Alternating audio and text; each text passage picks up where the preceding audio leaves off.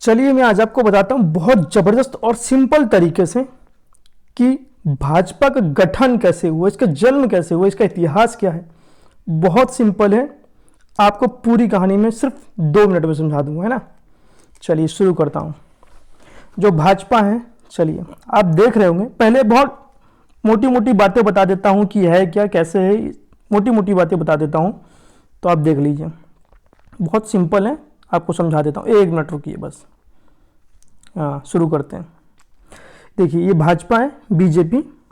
ये बीजेपी जो है इसका पूरा नाम है भारतीय जनता पार्टी, ठीक। इसको एनडीए भी बोलते हैं, इसी को राजग बोलते हैं, राष्ट्रीय जनतांत्रिक गठन, राजग, है ना। एनडीए, नेशनल डेमोक्रेटिक अलायंस, ठीक। इसके जो इस समय अध्यक्ष हैं वो जेपी नड्डा हैं, ठीक। और इसके जो लोकसभा के नेता हैं वो श्री नरेंद्र मोदी जी हैं, और जो राज्यसभा के नेता हैं वो पीयूष गोयल जी हैं, ठीक है।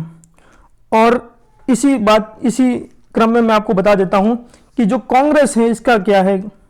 ये जो कांग्रेस है इसको आईएनसी भी बोलते हैं, इंडियन नेशनल कांग्रेस बोलते हैं, इसको यूपीए भी बोलते हैं, कहीं कहीं पे बोलते हैं ना, यूपी की सरकार आई थी तो यूनाइटेड प्रोग्रेसिव अलायंस भी बोलते हैं इसको। लोकसभा में इसके जो नेता हैं वो अधीर रंजन चौधरी जी हैं, और जो राज्यसभा में इसके नेता हैं विपक्ष के वो हैं मल्लिकार्जुन खड़गे, है ना। राज्यसभा में विपक्ष के नेता मल्लिकार्जुन खड़गे, अरे जो भी हैं, तो ये हैं। तो मैं आपको बता देता हूं ये कैसे हुआ, इसका इतिहास देखिए। 1925 की बात है ना। 1925 में आरएसएस का गठन होता है, आरएसएस बनता है, और 1925 के बाद 1948 में आरएसएस के ऊपर बैन लग जाता है। बैन, तो आप पूछेंगे बैन क्यों लगता है। ये जो बैन लगता है, ये बैन इसलिए लगता है कि शंका थी कि इन्होंने गांधी जी की हत्या की थी, गांधी जी की हत्या, मगर वो निराधार सिद्ध होता है, और ये आरएसएस पे बैन जो होता है वो समाप्त कर दिया जाता है।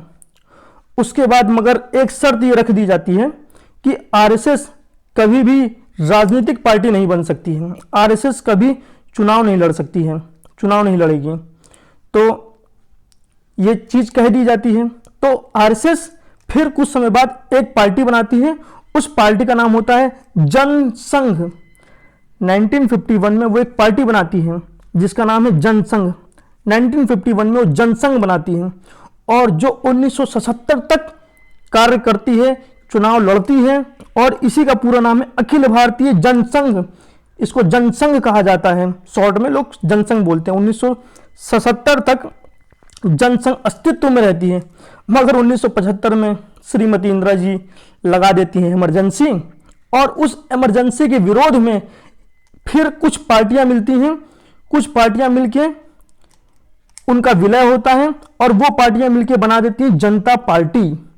और ये पार्टी 1977 से 1980 तक काम करती हैं। 1977 से 1980 तक चौधरी चरण सिंह जी और मोरारजी देसाई इन्हीं पार्टियों में से थे जो कि प्रधानमंत्री बने थे एक दो साल के लिए, ठीक।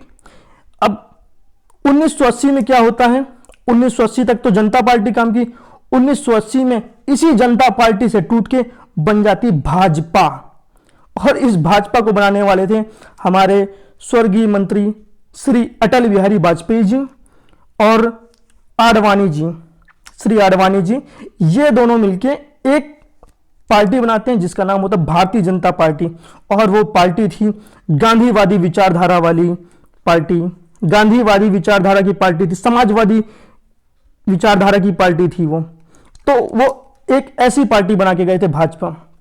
कुछ समय बाद खबर आती है कि भाजपा और इन दोनों के बीच श्री अटल बिहारी वाजपेयी जी और आडवाणी जी के बीच कुछ मनमुटाव है।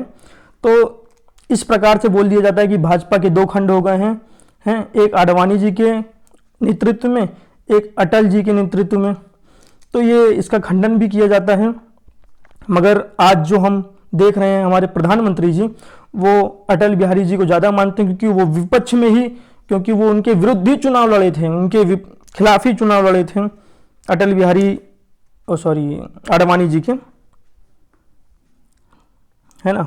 चलिए, तो आपको समझ में आ गया होगा। और मैं आपको बता देता हूँ जो जनसंघ 1951 में बनी, इसकी स्थापना श्यामा प्रसाद मुखर्जी ने की थी, है ना। और भारतीय जनता पार्टी का तो जानते ही हैं आप, 1980 में हुआ है गठन। चलिए, धन्यवाद। आपको ये छोटी सी जानकारी समझ में आ गई होगी पूरी। ओके, धन्यवाद।